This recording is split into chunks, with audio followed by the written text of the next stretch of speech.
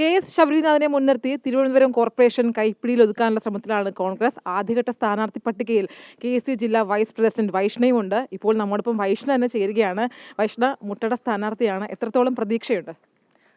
നല്ല റെസ്പോൺസാണ് നമുക്ക് കിട്ടുന്നത്. കാരണം നമ്മൾ ഓരോ ആൾക്കാരിലേക്ക് എത്തുമ്പോഴും അവർ പ്രതീക്ഷിച്ചിരുന്ന ഒരു മാറ്റമുണ്ട്. ആ മാറ്റം വരുന്നുള്ള വിശ്വാസത്തിൽ വളരെ നല്ല റെസ്പോൺസാണ് കിട്ടിക്കൊണ്ടിരിക്കുന്നത്. ശക്തമായി തന്നെ മുന്നോട്ട് പോവുകയാണ് നമ്മളെല്ലാവരും. അതായത് പതിവിൽ നിന്ന് വിപരീതമായി കോൺഗ്രസ് ആദ്യഘട്ട സ്ഥാനാർത്ഥി പട്ടിക വളരെ വേഗം ഇറക്കുന്നു. അതിൽ വൈഷ്ണയുമുണ്ട്. അപ്പോൾ ഈ പ്രായം കുറഞ്ഞ സ്ഥാനാർത്ഥിയാണ് ഇപ്പോൾ ഇറങ്ങിയ പട്ടികയിൽ. അപ്പോൾ ജനങ്ങളിലേക്ക് ഇറങ്ങുമ്പോൾ എങ്ങനെയുണ്ട്?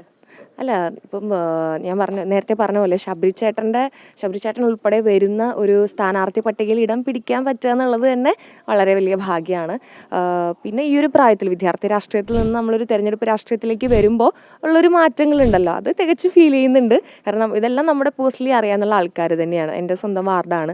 അപ്പോൾ നമ്മൾ ഇത്രയും നാൾ കണ്ട പോലെയല്ല, ഇപ്പോൾ അപ്രോച്ച് ചെയ്യുന്ന രീതി വേറെയാണ്. കാരണം നമ്മളൊരു സ്ഥാനാർത്ഥിയാണല്ലോ. അപ്പോൾ അതിൻ്റെ ഒരു വ്യത്യാസം ഉണ്ട് എന്നുള്ളതേ ഉള്ളൂ. മുട്ടട എന്ന് പറയുന്നത് CPM-ന്റെ ഒരു സിറ്റിംഗ് സീറ്റാണ്. അപ്പോൾ അവിടെയാണ് വൈഷ്ണ മത്സരിക്കുന്നത്. അപ്പോൾ എന്ത് തോന്നുന്നു ഇത്തവണ?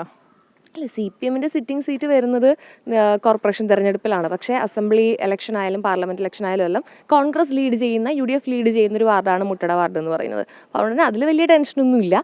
നമുക്ക് ഇപ്രാവശ്യം എന്തായാലും പിടിച്ചെടുക്കാൻ പറ്റുന്നുള്ള പൂർണ്ണ വിശ്വാസമുണ്ട്. അപ്പോൾ ജനങ്ങളോട് എന്ത് ചോദിച്ചിട്ടാണ് ഈ വോട്ട് പിടിക്കുന്നത്? അതായത് എന്തൊക്കെ വാഗ്ദാനങ്ങളാണ് കൊടുക്കുന്നത്? ഈ ഒരു കാരണം CPM ആണ് ഭരിച്ചിരുന്നത്. അപ്പോൾ എന്തൊക്കെ വികസന പ്രവർത്തനങ്ങൾ പറഞ്ഞിട്ടാകും ഇനി വോട്ട് പിടിക്കുക?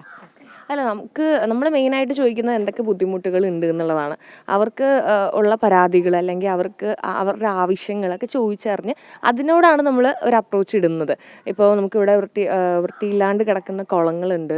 അപ്പോൾ വഴിയില്ലാത്ത കുളമുണ്ട്. പിന്നെ കുണ്ടും കുഴിയായിട്ട് കിടക്കുന്ന സബ് റോഡുകളുണ്ട്. നമുക്കറിയാം, സാധാരണക്കാരായ ജനങ്ങൾ ജീവിക്കുന്നതും അവർ താമസിക്കുന്നതും തേടി കണി കണ്ട് ഉണരുന്നതും എല്ലാം ഈ സബ് റോഡുകളാണല്ലോ. അപ്പോൾ അവരിലേക്ക് നമ്മൾ എത്തുകയാണ്. കാരണം മെയിൻ റോഡുകൾ മാത്രം കേന്ദ്രീകരിച്ച് വർക്ക് ചെയ്താൽ പോരല്ലോ, സബ് റോഡുകൾ സാധാരണക്കാരിലേക്കും കൂടെ എത്തണം. അപ്പോൾ അങ്ങനെയുള്ള പ്രശ്നങ്ങളുണ്ട്. തെരുവ് നായ ശല്യമുണ്ട്. അങ്ങനെയുള്ള ഒരുപാട് പ്രശ്നങ്ങളുണ്ട്. സ്ട്രീറ്റ് ലൈറ്റ് കത്താത്ത വഴികളുണ്ട്. പിന്നെ കുടിവെള്ളത്തിൻ്റെ ബുദ്ധിമുട്ടുകളുണ്ട്. വേസ്റ്റ് മാനേജ്മെൻറ്റ് പ്രശ്നങ്ങളുണ്ട്. അപ്പോൾ അങ്ങനെയുള്ള കാര്യങ്ങൾക്കെല്ലാം ഒരു പരിഹാരം എന്നുള്ള രീതിക്കാണ് നമ്മൾ അവരെ അപ്രോച്ച് ചെയ്യുന്നത്. അതായത് കൃത്യമായ പ്ലാനിങ്ങോട് കൂടിയാണ് വൈഷ്ണ ജനങ്ങൾക്കിടയിൽ ഇറങ്ങിച്ചെന്ന് വോട്ട് ചോദിക്കുന്നത്. മറ്റൊരു കാര്യം, വൈഷ്ണയുടെ ഈ ഒരു സ്ഥാനാർത്ഥിത്വം വന്ന സമയത്ത് തന്നെ വാർത്തകളിലുടനീളം ഇടം പിടിച്ചിരുന്നു. അപ്പോഴേക്കും അതിന് താഴെ വരുന്ന കമൻറ്റുകൾ മൊത്തം രാഹുൽ മാങ്കൂട്ടത്തലിൻ്റെ പേര് പറഞ്ഞുകൊണ്ടായിരുന്നു. കമൻറ്റുകൾ ഉടനീളം അങ്ങനെ തന്നെയായിരുന്നു. അപ്പോൾ അങ്ങനെയുള്ള ആ ഒരു കമൻറ്റുകളോട്, ആ ഒരു റെസ്പോൺസുകളോട് എങ്ങനെയാണ് പ്രതികരിക്കുന്നത്?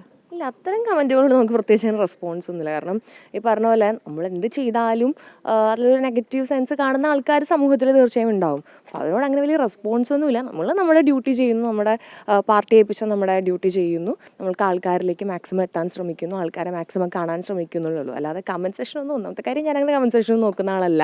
നമുക്കിപ്പോൾ കമൻറ്റ് സെഷൻ നോക്കിക്കൊണ്ടിരിക്കാനുള്ള സമയമല്ലല്ലോ. മാക്സിമം ആൾക്കാരിലേക്ക് എത്തുക, ആൾക്കാരോട് സംസാരിക്കുക, അവരുടെ പ്രശ്നങ്ങൾ തിരിച്ചറിയുക എന്നുള്ളതാണ് പ്രധാനം. അത് ഏതെങ്കിലും തരത്തിൽ തിരിച്ചടിയാകും എന്നൊരു തോന്നലുണ്ടോ?